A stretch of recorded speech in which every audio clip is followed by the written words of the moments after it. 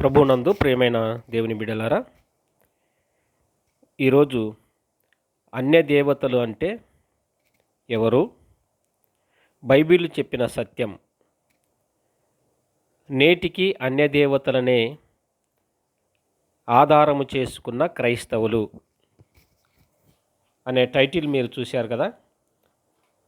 మరి నేటికి అన్య దేవతలను క్రైస్తవులు ఏ విధంగా ఆధారం చేసుకున్నారో మీరు తెలుసుకోవాలి అంటే, అంతకంటే ముందు అన్య దేవతలు అంటే ఎవరో ఫస్ట్ తెలుసుకోవాలి. అన్య దేవతలు అంటే ఎవరో తెలుసుకున్నప్పుడే క్రైస్తవులు ఈరోజు ఆధారం చేసుకున్నారా లేదా అనే సత్యం మీకు బయలుపడుతూ కాబట్టి ప్రభునందు ప్రియమైన దేవుని బిడ్డలారా, దేవుని గ్రంథము సెలవిస్తుంది. ద్వితీయోపదేశ కాండం 5వ అధ్యాయము 1వ వచనములో, మన వినికిడిలో దేవుడు చెప్పిన వాటిని విని నేర్చుకొని వాటిని అనుసరించాలి అని దేవుని గ్రంథం బోధిస్తుంది. కానీ ఈనాటికి ప్రజలు దేవుడు చెప్పిన వాటిని అనుసరించుటలేదు, దయ్యము చెప్పిన వాటినే అనుసరిస్తున్నారు. దయ్యము బోధలను, దయ్యపు పద్ధతులను, దయ్యపు ఆచారాలను, దయ్యపు కాలమానమును, దయ్యపు క్యాలెండర్లను ప్రజలు అనుసరిస్తున్నారు. ఇది సత్యం అనుటకే ఈరోజు అన్యదేవతలు ఎవరో మీరు తెలుసుకోవాలని ప్రభునామమున మనవి చేస్తున్నాను. మొదటగా ద్వితీయోపదేశ కాండములో 4వ అధ్యాయము 19వ వచనము, 17వ అధ్యాయము 2వ వచనము చదివినప్పుడు మీకు తేటగా దేవుడు అక్కడ రాయించినటువంటి వాక్యం కనబడుతుంది. ఏమిటి అని అంటే, అన్య దేవతలు అంటే మరెవరో కాదు, సూర్య చంద్ర నక్షత్రాలు అని. సూర్య చంద్ర నక్షత్రాలు అనగా ఆకాశ సమూహము అని దేవుని గ్రంథములో అనేక సార్లు వ్రాయబడినటువంటి మాటలను మనం చూస్తాం.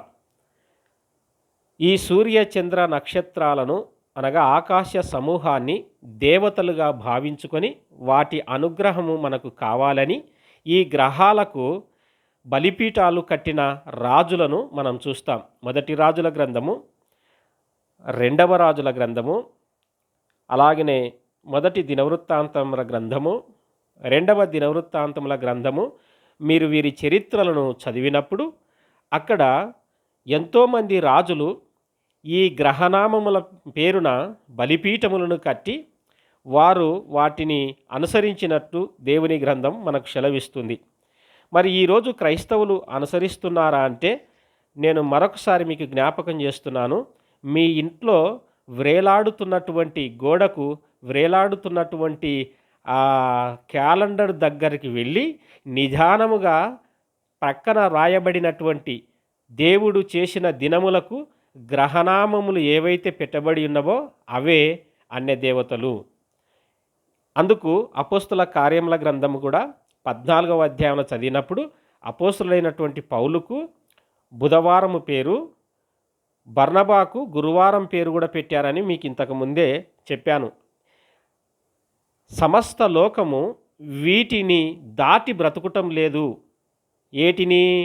వేటిని దాటి బ్రతుకుటం లేదు అంటే, ఏదైతే ఈ గ్రహనామముల చేత వ్రాయబడినటువంటి ఈ క్యాలెండర్లో మనం చూస్తున్నామో, ఆదివారమని, సోమవారమని, మంగళవారమని, బుధవారమని, ఇవన్నీ కూడా గ్రహముల యొక్క పేరులు. వాటిని మనము అస్సలు అనుసరించకూడదని దేవుని గ్రంథం పదే పదే సాక్ష్యమిస్తుంది. అందులో కొన్నిటిని మీకు త్వరగా రెఫరెన్సులు చెబుతాను. మీరు వాటిని ఒకసారి రాసుకొని మరలా చదువుకోండి. ఎందుకంటే ఇది ఒకనాటితో అయిపోయేటువంటి ప్రసంగం కాదు, కొన్ని వేల సంవత్సరాలు పడుతుంది పూర్తిగా వివరించాలంటే. కనుక దేవుని పిలుపుకి విధేయులైన వారికి కొద్దిగా మనము దారి చూపిస్తే చాలు, పరిశుద్ధాత్ముడు ఆ దారిలో వారిని పూర్తిగా నడిపిస్తాడని నమ్ముతూ ఈ లేఖనాలను మీ ముందు ఉంచుతున్నాను. చూడండి, నిర్గమకాండం 23వ అధ్యాయము 13వ వచనంలో, వేరొక దేవుని పేరు ఉచ్చరించకూడదు, అది నీ నోట నుండి రానియ తగదు అని దేవుని గ్రంథం సెలవిస్తుంది. మరి వేరొక దేవుడు అంటే సూర్యచంద్ర నక్షత్రాలే ఆకాశ సమూహమే అని మనము తెలుసుకుంటున్నాం. కాబట్టి ప్రతిరోజు వాటిని మనం నమ్మకూడదని గ్రంథం సాక్ష్యమిస్తుంది. వాటిని మనం పలకకూడదు. కానీ ఇప్పుడు వాడుక చేసి పెట్టింది సైతాన్. కనుక మరొక మాటను కూడా చూడండి. ద్వితీయోపదేశకాండం 12వ అధ్యాయము 3-4 వచనాలు. వాటి పేర్లు అచ్చట లేకుండా చేయవలెను. అంటే అక్కడ ఉన్నటువంటి పేర్లు కూడా అక్కడ ఉంటే ఏమవుతుంది, ప్రజలు మరలా నేర్చుకుంటారు. కాబట్టి దేవుడు వాటిని అచ్చట లేకుండా చేయమన్నాడు. కానీ ఇప్పుడు క్రైస్తవులు ఇంటిలోనికే వాళ్ళ పేర్లను తెచ్చుకొని తగిలించుకున్నారు. అవునా కాదా? మన చుట్టూ ఉన్నటువంటి జనముల దేవతలు గ్రహములేనని దేవుని గ్రంథం ద్వితీయోపదేశకాండం 6వ అధ్యాయం 14వ వచనం సాక్ష్యమిస్తుంది.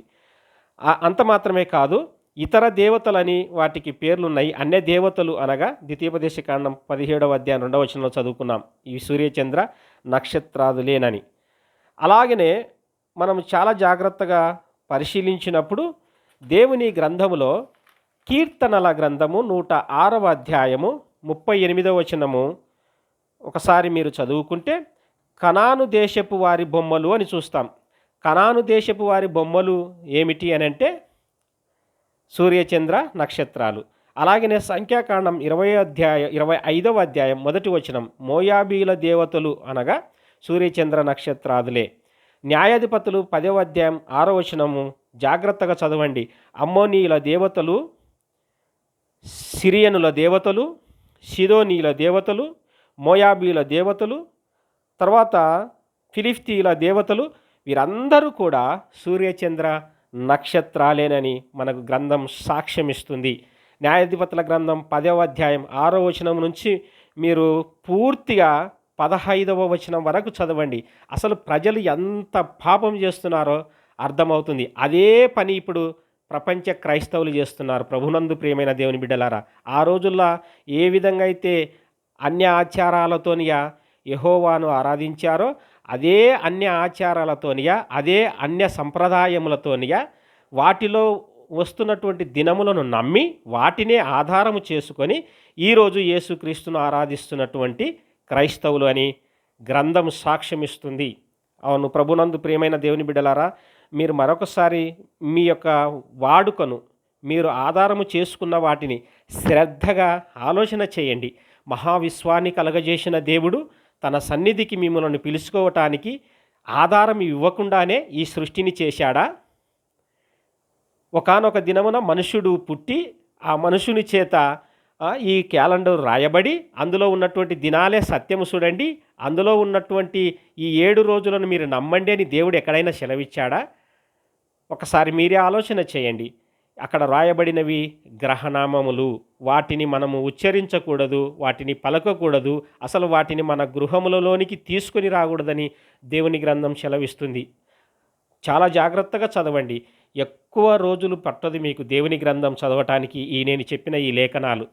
ద్వితీయోపదేశ కాండం కూడా మీరు జాగ్రత్తగా పరిశీలించి చదవండి.